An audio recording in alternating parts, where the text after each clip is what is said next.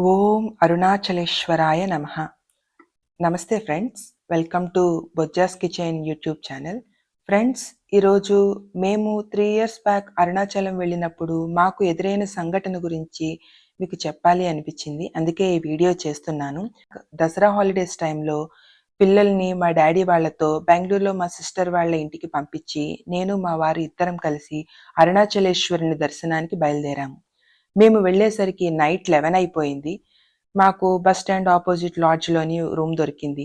ఆ తర్వాత రోజు మార్నింగ్ దర్శనానికి వెళ్ళాం. ఈవినింగ్ గిరి ప్రదక్షిణ చేద్దాం అని అనుకొని ఆఫ్టర్‌నూన్ టైంలో రమణాశ్రమానికి వెళ్ళాం. అక్కడ ఒక వ్యక్తి కనిపించి, రేపు పౌర్ణమి కదా, ఆ రోజు గిరి ప్రదక్షిణ చేస్తే మంచిది అని మాకు చెప్పారు. సరే అని ఉదయం 4 గంటలకి గిరి ప్రదక్షిణ స్టార్ట్ చేశాం. ఎంతమంది జనం ఉన్నారండి! ఇసుక వేస్తే రాలదు అంటారు కదా, అలా ఉంది. మార్నింగ్ 10కి మా ప్రదక్షిణ అయిపోయింది. 4 అడుగులు వేస్తే కాళ్ళు నొప్పి అని ఏడ్చే నేను 16 కిలోమీటర్లు ఎలా నడిచానో నాకే అర్థం కాలేదు. కానీ మా వారికి మాత్రం కాళ్ళు బొబ్బలొచ్చేసాయండి. ఎలాగోలా కష్టపడి గిరి ప్రదక్షిణ చేసేశాము. ఆ తర్వాత రాజగోపురం నుండి రూమ్‌కి వెళ్ళాలి అంటే 3 కిలోమీటర్లు నడవాలి. అడుగు తీసి అడుగు వేయలేకపోతున్నారు మా వారు. నాకు చాలా భయం వేసిందండి ఆయన్ని చూస్తే.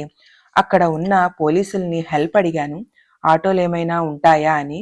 కానీ ఆ రోజు పౌర్ణమి కావడం వల్ల ఆటో ఎలౌ లేదు. అక్కడ రోడ్స్ మొత్తం బారికేడ్స్‌తో క్లోజ్ అయిపోయి ఉంటాయి అని అన్నారు. ఏం చెయ్యాలో అర్థం కాలేదు. రూమ్‌కి ఎలా చేరాలి దేవుడా అని అనుకున్నాను. అప్పుడే సడన్‌గా రాజగోపురం దగ్గరకు ఒక ఆటో వచ్చింది. ఆటోలో వెనకాల ఇద్దరు భార్యాభర్తలు 60-70 ఇయర్స్ మధ్యన ఉంటాయండి, కూర్చొని ఉన్నారు. ఆటో ఎక్కమన్నారు. బస్ స్టాప్ దగ్గరికి తీసుకువెళ్ళి అక్కడ డ్రాప్ చేసి వెళ్ళిపోయారు. మా వారిని రూమ్‌లో పెట్టి నేను ఫుడ్ అండ్ మెడిసిన్స్ తీసుకొని ఇంకా ఆ రోజుకి రెస్ట్ తీసుకున్నాం. ఆశ్చర్యంగా నాకు అసలు కాళ్ళ నొప్పే రాలేదండి. నడిచినట్లు కూడా అనిపించలేదు. నేను చాగంటి గారి ప్రవచనాలు వింటూ ఉంటానండి.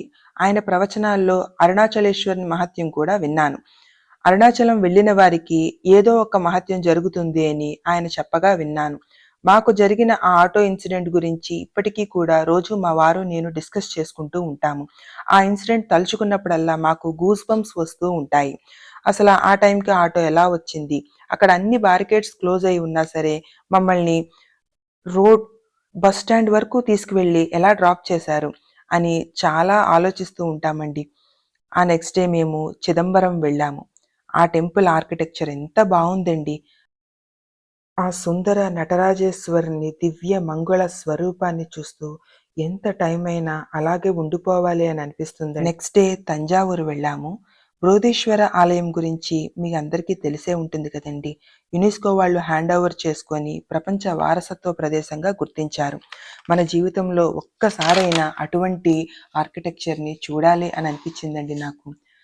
దీనిని 11వ శతాబ్దంలో రాజరాజ చోళుడు నిర్మించారు. ఈ టెంపుల్ గ్రానైట్ రాళ్లతో నిర్మించిన ఫస్ట్ శివాలయం అండి. గోపురం యొక్క నీడ నేల మీద అస్సలు పడదు. ఆలయం గోడలపై 108 భరతనాట్య శిల్పాలు, ప్రాంగణంలో 250 లింగాలు ఉన్నాయి. అక్కడి నుండి బెంగళూరు వెళ్ళాం. అక్కడ మైసూర్ ప్యాలెస్, రంగనాథుని ఆలయం, చాముండేశ్వరి శక్తిపీఠం, టిప్పు సుల్తాన్ మ్యూజియం, చివరగా బృందావన్ గార్డెన్ అన్నీ చూసి తిరిగి హైదరాబాద్ చేరుకున్నామండి. నా లైఫ్లో ఉన్న బెస్ట్ మెమరీస్లో ఈ trip one of the best memory అండి. నా బెస్ట్ మెమరీ గురించి మీతో చెప్పాలి అనిపించి ఈ వీడియో చేశాను. ఇంకా అంతే ఫ్రెండ్స్, ఈ రోజుకి ఉంటాను.